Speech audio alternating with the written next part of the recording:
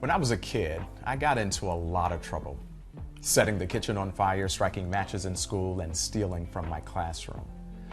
And as you can imagine, my parents got angry and responded to these offenses with punishment.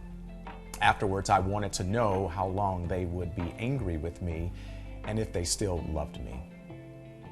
Don't we all long for the same assurances from God when we do bad things? We want to know He won't stay angry forever and if He still loves us. Well, Israel longed for this as well. You see, in Psalm 85, Israel grieved over God's displeasure with them because of their unfaithfulness to Him.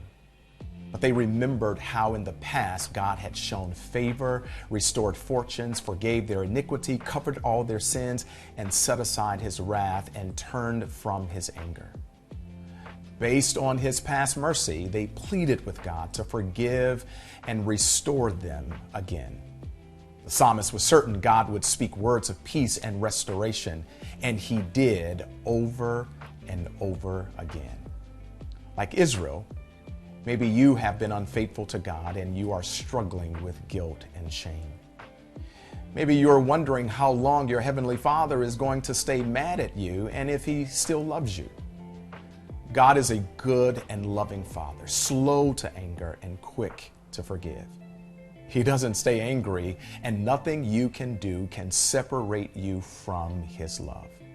So go to Him and say you're sorry and ask Him to forgive you. And just like He did Israel, God the Father will forgive your sins and restore you into fellowship with Him.